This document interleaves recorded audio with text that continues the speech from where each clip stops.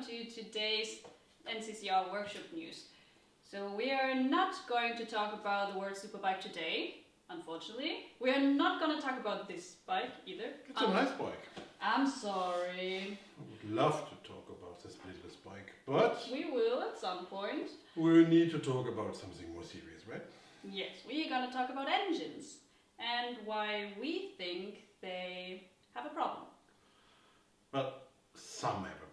Yes. Not many, and not so many are affected. But we see that some engines bit the front cylinder's connecting rod, what as a result caused a big engine failure. And the question is where that comes from. Yes. We're not here to bash anyone because there's a lot of different opinions out there. And we just want to talk about what we have observed, what we have seen in more than 10 years now of racing, and also in all the engines that have gone in Europe, because we have seen them all, we have all of them here. And we just want to tell you what we've seen and what we think, how we can fix it. Yeah, our experience with this engine goes back to 2010. So back then, when we were operating with Pegasus race team, the 1190 RR, we have seen the first issues. We have seen that we had some marks on the front piston, where we need to question if there's something is happening in the chassis. We have seen clear marks of the valves, not anymore centered to the pocket in the piston. And the question then was, what can cause that?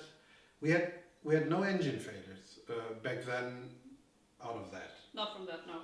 We never had a problem that an engine really blew out like we've seen it now.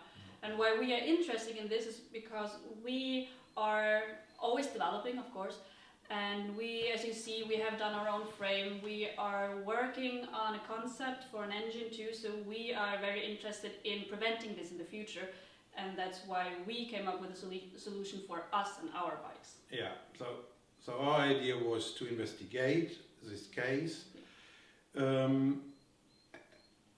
Let us start with that and discuss. The 1125 never had any issues. The engine is known more or less as bulletproof. Yes. So I have never heard that an 1125 was spitting the front cylinder or even any real issues besides the normal gremlins like rotor nuts on the starter or on the alternator or on the clutch. So from there we see no problem. So the question is, what is the difference between an 1125 and 1190? And the later casted new cylinders, what come with the real RX and SX, or with RX, they don't have anymore this problem that they had drilled out, original ones or 1125 ones. So we don't think that the cylinder itself have an issue. Well, the major difference is, of course, the horsepowers. Yeah, and then, of course, you come to the point that you might need to question if the cylinder layout, even if it is freshly casted, could be an issue. We had a customer in Scotland, thanks for that. He brought us on the track. He's a car guy, and he said Subaru. So Subarus have a lot of problems when you convert them to turbo with the cylinder sleeves, and you just need to Google Subaru, and then you find that it is common to do there a conversion from open to closed stack. Yeah. So what is an open deck, what is a closed stack? When you look on the cylinder, you see that the sleeve is standing free, and it is only connected in the lower area with the cylinder. On a closed deck cylinder, you have connections all the way through, or at least, or also they don't need to go all the way down, but you have connections also in the top. So so our first question then was, how do the other? Yeah. So we looked, of course, at the others and we compared, and we looked at KTM, we looked at Ducati, we looked at Aprilia, and none of them have open decks. No. So then we talked to some guys who have some knowledge about engine OEM building, and what we heard there is that they have a question mark if from a specific amount of horsepower it is right to use an open deck construction. They all have closed deck construction, and they all have no problems in this specification. So, well, because we will do in our own projects now more power into this engine, we definitely said we need to rule out this point. This is only one point in a, let's call it, chain of things, what we think, what we have understand. And then they're interacting also, so you cannot pinpoint one thing and say, well, it's only this one and this is causing the whole engine to fail. It's actually, what we've seen at least, it's a lot of different things that play together, and they don't play nice, to be honest. No.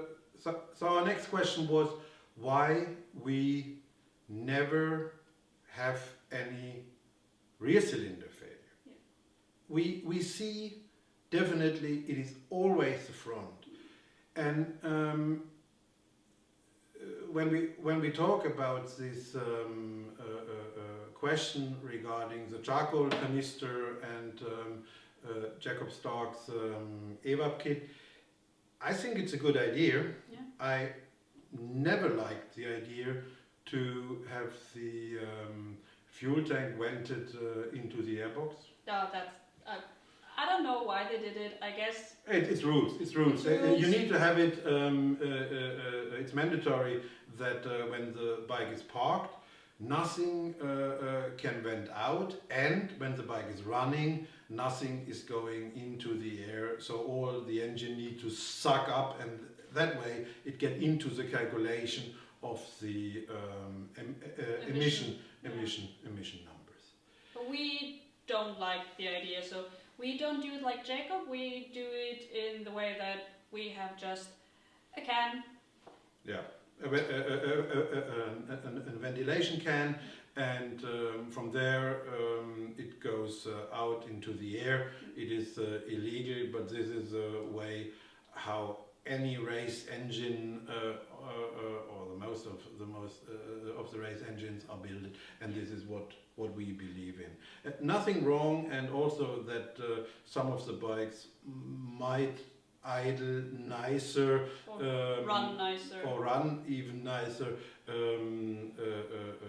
That could be that the front cylinder gets something extra. What I don't buy is the idea of the hydrolock, and also not the idea of having the front cylinder running in a different air-fuel ratio. We see absolutely no traces of overheating by running lean or by washing away the oil film on the front cylinder. So we did not see any heat discoloration at all, and also we didn't get any lambda errors prior, so nothing that it would be running too rich or too lean. Yeah. So what else we found? There were, as we know, 120 RX and 30 SX only exported to Europe. And we have here, I think, 4 of the engines who are blown in Europe. I know none of the RX has blown. Not that we've heard of. But of the 30 Essex, we have 4 down. Yeah. So that was the next point of our investigation. What might be the difference between the 2014, because only 2014 models made it to Europe, Yeah. between the 2014 RX and the 2014 Essex, if there is any difference in the chassis, in the engine, and we found a difference. What is also not the only issue. That would have been too easy. That would be too easy. So let's go through the points. Let's go back to the first point. What Julia mentioned it with these marks. What we had on the pistons. When you have a look here. You look on the piston. You see that this is a riding direction. You see that these burning marks. This is the mark where the valve touched when the engine was blown. But you also see that the burning marks are not symmetrically. So I think we all can agree that the valves are centered in the cylinder head the pockets of the piston. They should be, at least. Yeah, but we have seen since 2010 marks that sometimes we have even little impacts on the edge. They suggest that the valves are not in the middle of the pockets, and we started wondering why might that be, and it's also on running engines that haven't blown yet. Yeah, this is the second thing. So what can cause that? When you look into the chassis of the EBR, we're now 185 horsepower dragging, not only 145 horsepower like on 1125. Yeah. Then you see that, of course, the driven sprocket is on one side of the engine, never comes out of the middle. No. And I remember back in, it was quite early, it was in the Buell times, when Alex, the founder of Carlex is a MotoGP chassis manufacturer. He back then developed the Carlex, he and Klaus developed the Carlex AV1. And they were interested to buy 1125 engines from Eric, because they had the very, in that time, already old Aprilia RSV engine in. The deal didn't happen, but in these conversations, Alex told me he cannot understand why Buell, that's not EBR related, why Buell didn't catch the swing arm pivot point in the chassis. It's only in the engine, right? It's only in the engine, and then we have these two brackets, and then there the engine is connected to the chassis on the in the rear. Then we have the middle mounts, and then we have the front mounts who go to the front cylinder head. Exactly. That's also the next thing that we are thinking about. If you look at our frame, for instance, you see that we are not grabbing the cylinder, because if you compare, let's go back to KTM or to Ducati, Aprilia, you also see that they never only take a cylinder head, because there's a lot of stress going on, a lot of movement, and you don't want to grab just the cylinder head or the cylinder. So, because it's a system, everything's moving, and you don't want to twist things against each other. So that's why we chose to pick up the engine at the lower and not at the upper. Yeah, we have this on our frame. We use this on the 1125 used for the oil cooler, on the 1190 unused mounting point at the electric starter. And what we also do different on our tubular frame chassis, we grab the swing arm pivot point together with the engine, and there, because it is so close all together, we also grab the rear cylinder head. But we are already in a discussion if we skip that or not. But we start this year with the road test, and then we will see what happens. So back to our 1190. We think that we are sure that we have a twist in the chassis. We think well, that not in the chassis per se, more in the connections. In the system. Yes, in the system. In the system. Practically set, if you would now take like a cylinder head, it could be really like you would twist in the cylinder head. Or the engine. Exactly. The engine. This is stuck. This is like super hard mounted into the frame, and what's moving is the engine under, because you have the engine, and I mean, you want to go fast, you'd be revving. So what is happening is that when you are giving the bike a throttle, of course, the whole engine moves, because you have the what do you call it? The chain. Yeah, no, not the chain. You are transferring. You have the transfer. There we go. Yeah. Of the power. Yeah.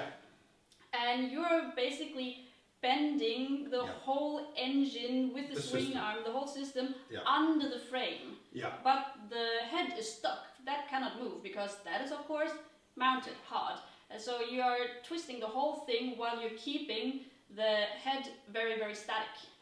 So what we developed now is an engine stabilizer kit, where we think that will take away this extra stress, and we also think it will give us a better feedback from the chassis. It will be getting more to the point, and be more crispy. You don't like this this word for a chassis. The thread is crispy. It will be more stiff. Yeah. And better responsive. Yeah, but it will still have enough flex at the front. That we have done. We made a solution where the swing arm and the engine get better connected, and from there we have one element going to the front, or to the middle motor mount, and then on the other side we go from the middle motor mount to the front motor mount. That way we think we are more stiff and have the main impact out of the engine. But that is only one part. Because of that we aim on our project for a lot more horsepower. We said, let's get better safe than sorry, and also look deeper into it, what we can do with cylinders. As we said, it's a lot of different things that are interacting, so just the stabilizers might not do the trick, so we're looking into each different of the issues and try to solve each of them. We must say why for some riders it never happened. That's true. I think it is definitely something. There are two things who make the impact. It is how hard you pull the throttle. Yes. If you really pull hard and really accelerate the hell out of it with a tire, what can connect to the tarmac, like a slick or a warm super sport tire. And the second is also how hard you corner. because that also induces stress again into the whole system. Yeah, because this SX we have blown, they were really used since a couple of years. We always look on when we see on the internet engines who are blown on the EBR 1190. We always look on the rear tires, and there is usually two kind of rear tires what we see.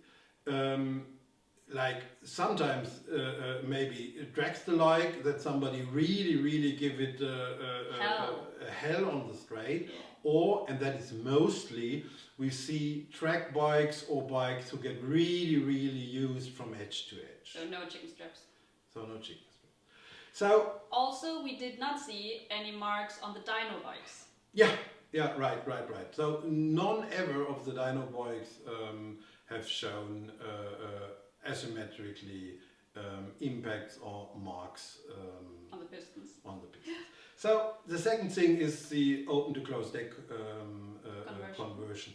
And there we first had an idea of milling out on the CNC and mill some specially pieces who get pressed in super cold in the warm, and there was at the end all so lot of work that we're getting closer to say let's CNC make new ones. Yeah, let's CNC the cylinders directly, and we don't. If you believe that the sleeve is breaking away, then you might go for steel sleeves. We think that the whole sleeve is moving, that it break away because of the stress in total. So and here you see again the open deck and where the movement comes from. So we found a solution what is economical, and it is available from now on in our web shop. You can send your cylinders and you get your cylinders back machined and converted to closed deck. We have the experience from last season. We were running this setup in one of our race bikes last season, and we had it in the drag bike the whole season, and we think it will work without any issues. We think we can do it also with cylinders who are already steel sleeved. I don't see at the moment why this should be. For that we need to have one here and look at it, but it shouldn't be an issue. We have one here in Sweden, but we need to. We cannot promise it yet before we've seen it. Yeah, but we have one here in Sweden, and I think we will have it soon. And then at the moment it looks like it will be. Yeah. But that will give you guys an update. No problem. So now we have the cylinders, and now the question is still, if all that is right, what we say, what is still different? What is still different to the RS? Yes. What is still different between the SX and the RX? Today all RX, or let's say since summer or end of year 2014, all EBR 1190 have conrods from Austria. It is a very well known OEM manufacturer. I'm not sure, it might be that KTM has them in too, and I would never say that this is the issue. There's nothing wrong with that. There's for sure nothing wrong with them, Not at all. and what I say at the moment with the stabilizer, with the frame stabilizer kit, the problem is anyhow for the most gone. Probably.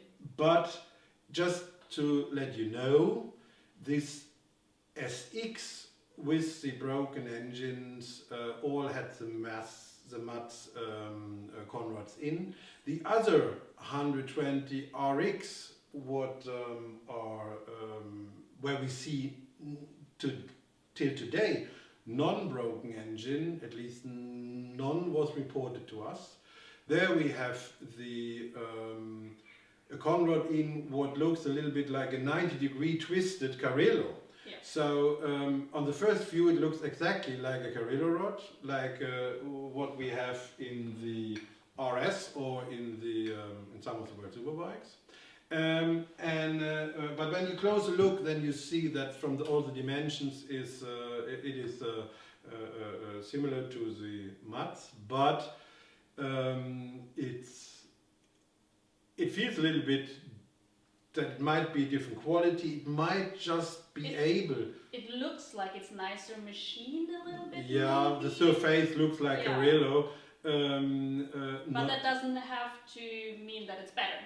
But it just looks. No, we only can say that this 120 bikes with these rods, because the rod was OEM standard, as I understand, as we investigate till until the summer break. Yeah, till the summer break or till the production of the SX ramped up. So all the early 2014 RX have this other Conrad specification, and they have also an I shape, but they also have the mats, so they at least look nicer.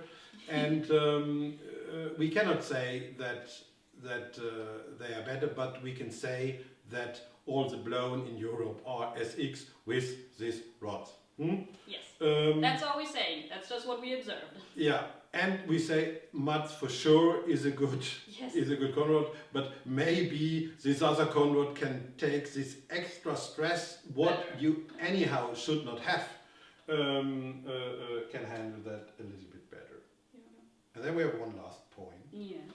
And that is something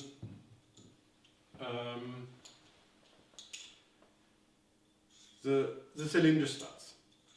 On the 1125, the company used from the beginning just normal screw with a washer, and that you screw into the case. Yeah. In racing and in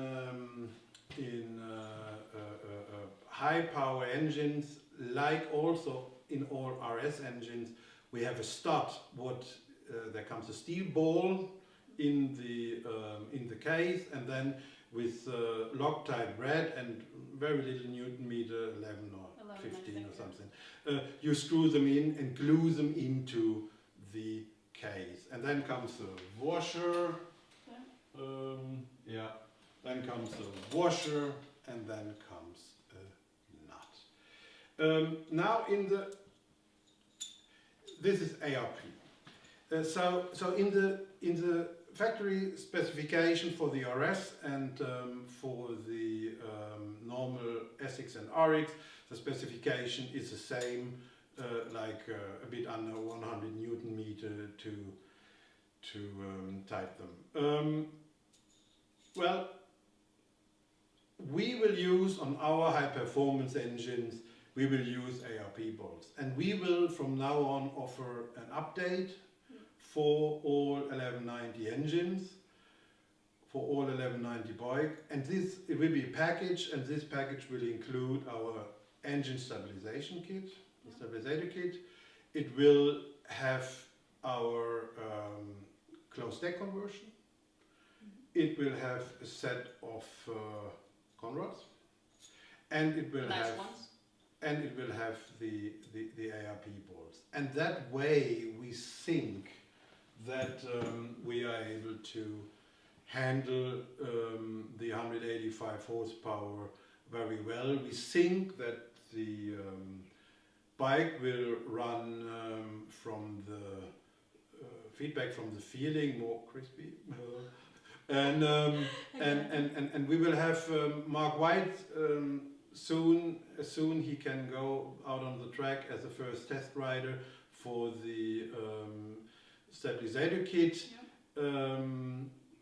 Also, the stabilizer kit will be available from now on for pre-orders. Yes. So I just drew it up in the CAD, and we just printed it in 3D print for the first time, and it looks really nice also. Yeah, and it will work as it should. We had a meeting with our CNC guy last Friday, and we plan to start machining next week, latest in 14 days. So this is very actual. So there will be a pre-order discount for these ones who order now, and then we will see. Yeah. I have a feeling that that it will work fine. The last point will be, but there we just made the decision that we do it. That is the charcoal canister delete kit. Yeah, the deletion. Yeah, there we will have a part that you can put in and modifying the airbox, or we will offer the airbox bottom as an interchange part, and we will together with that deliver the vent can, this catch can where the fuel tank ventilates through. And then we need to find a nice spot in the original. For our bikes, we already have a nice location, but in the stock bike, we are just working on a good solution. Yes. Is it what we want to say? I guess today? so. Well, in the times of Corona, you never know when things are gonna happen, but we're still up and running, and honestly, we're in the forest. Nobody's gonna close us down. Yeah, we're luckily. basically living over the field, so no one knows. So luckily we are in full charge, and I don't think that here will happening anything. Yeah, same goes for our CNC guy. He's also local from around here, so it's gotta be Swedish made. Yeah. So I think we have forgotten nothing. Not that I can think of, unless you want to tell the Rotax story. Oh yeah. That's a bit off topic, but it's a good story. Back in the day when we launched the Typhon, we had some stickers on it powered by Rotax. Yeah. Because we thought it's a good thing to let the world know that after Harley closed down Buell, there's the next chapter coming, because there was a lot of discussion also that other company tried to get the motor and so on. And so we put powered by Rotax on it, and didn't think anything bad of it, right? No, just made it nice. Yeah. And then I think it was going through Eric. I think Eric got a message from Rotax where they said, "Oh, please, can you tell these people to take that away? These people. We don't want to stand with our name on it, because this is now an EBR motor and not anymore Rotax engine." So well, they didn't really like the 1190, did they? No, they well, I don't know why, but we see issues, and we give our answer. Love it or hate it, share it or don't share it. But this is what we needed to do and needed to understand. We have orders here for 3 Typhons. We are just building, and we have customers out there with SX, where we just be nervous that they blow. And one we just rebuilt it here in Sweden because it had blown. So we needed to find solutions, and this is why we developed that. And you're welcome to join us. And that's it for today. Yeah. So thank you for tuning in, and have a nice day. Be safe, everyone. Don't be locked down at home, or if you have to be, just read something nice and watch all the videos. Yeah, watch the videos. There's 3 now, and and sign in for the YouTube channel of NCCR, and you have always the news. Yeah, we're gonna keep producing videos. Yeah. So next week, same spot, same time. I cannot really say, but same spot at least. See you then. See you then. Bye. Stay safe. Thanks.